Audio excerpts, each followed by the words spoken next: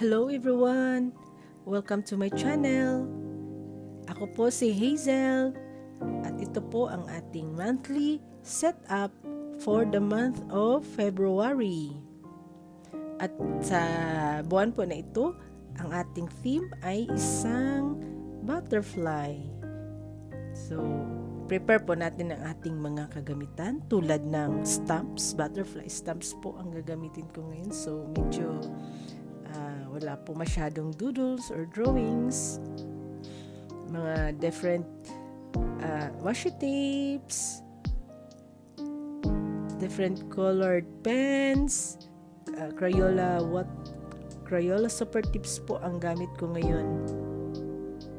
At ang ating ball pen, kahit anong ball pen po pwede natin gamitin. Ruler, yun po. Kung ma-inspire po kayo nito sa aking theme, pwede nyo pong gawin ang inyong own creativity po para sa iyong bullet journal. So, kung makikita nyo, wala po akong stamp pad ba yan ang yung tawag ba yan para sa aking butterfly stamp. Ang ginamit ko po ay ang super tips din para sa aking stamp, butterfly stamp. So, mga pastel colors po ang gamit natin ngayon. And then, decorated with small hearts para medyo rin siya, nababagay sa buwan na ito, ang Valentine's Day, ang Valentine's Month. Yun po ang ating February cover page. And then sa kabila po, naisipan kong gumawa ng isang quotes, butterfly quotes. So marami po kayong ito pong quotes na to, naisipan ko lang po, hindi ko po alam kung sino ang author. Nakita ko po sa Google kung yung mga quotes na napapanahon tulad nito about butterfly.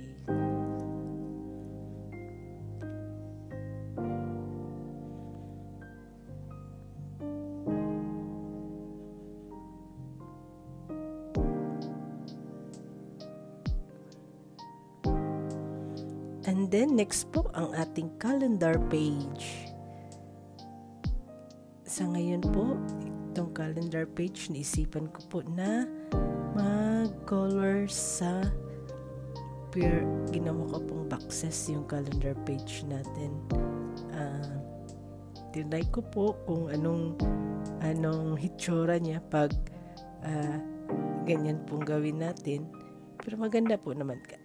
Dapat lang yung gamitin mong kulay is mga soft-colored para po hindi siya masyadong masakit sa mata tulad nitong mga pastels colors, para po hindi siya masyadong masakit sa mata tulad nitong light blue.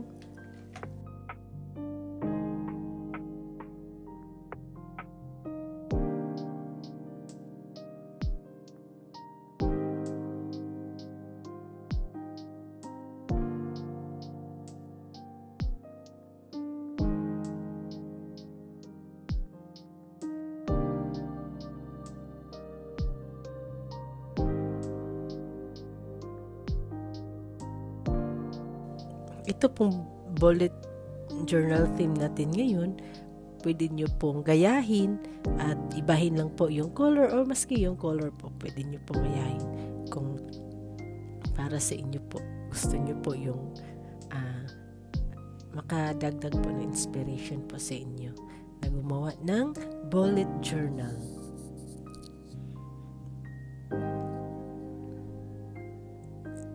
Marami pong available pens.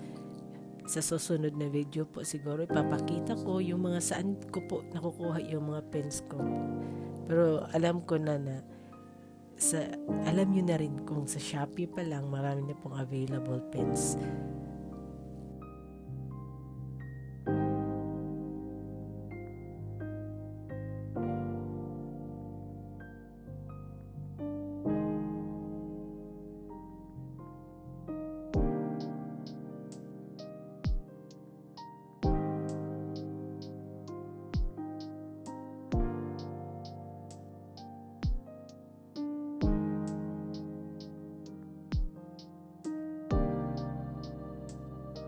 pag ganitong style ang gawin nyo sa calendar page nyo, mas mainam talaga yung light colors para pag sinulatan nyo po, klaro pa rin yung sulat nyo. Yung ballpen makikita pa rin. Kasi pag mga dark colors yung gamit natin, posible po, pang calendar lang siya, pang reference lang po. Hindi na natin masusulatan per boxes or per date yung calendar natin. Pero pag light colors na ganito, masusulatan pa po natin, maklaro pa po yung mga sulat natin dito.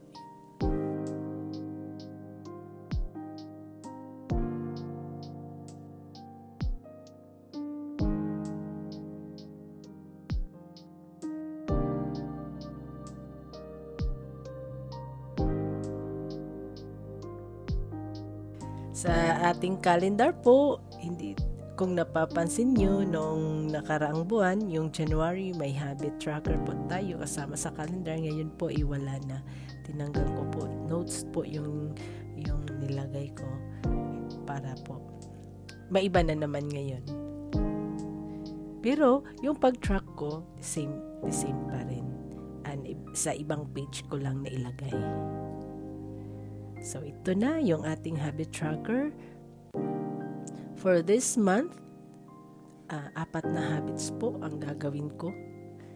Sana po matupad ko ngayon na buwan.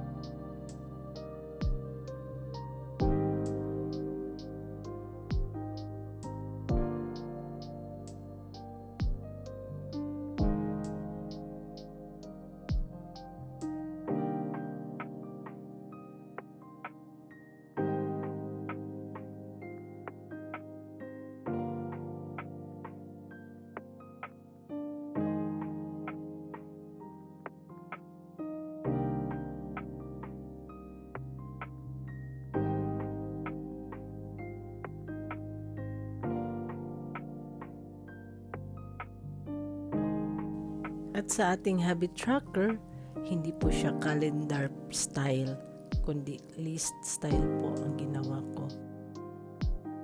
Gumawa ko ng 29 boxes where I can check or I can color if na-accomplish ko po yung habits na yan sa isang araw. Ito po ang ginawa ko, 4 po na habits ang gagawin ko ngayon na buwan. Sana po ma-accomplish ko, matupad ko ngayon na buwan.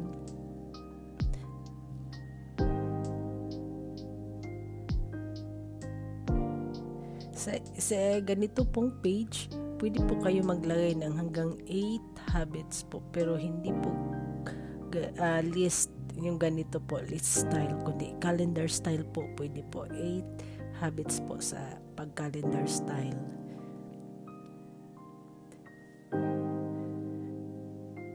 Isang self-care, exercise, reading, and Bible reading po yung mga habits na gusto ko ma-accomplish.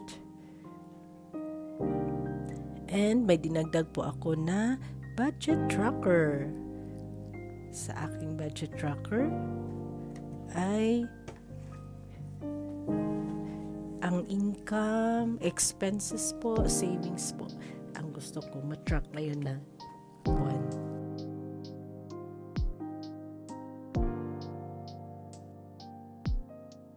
Magkakasya po dito pwede po yung budget nyo 2 pages, pero itong 1 page po magkakasya naman po, depende lang po sa pag gamit nyo, pero mostly siguro yung pinaka-importante na po na mga tulad ng expenses, yun po ang pinaka mas maraming ma-input nyo rito.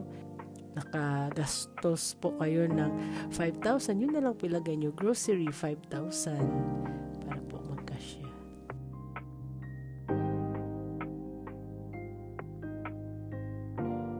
So, for the last part po ay maglagay tayo ng konting mga washi tapes. Ayan po ang ating bullet journals.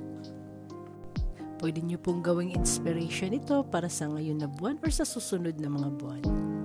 Thank you po for watching. Sana magustuhan nyo. See you in the next video. Bye-bye!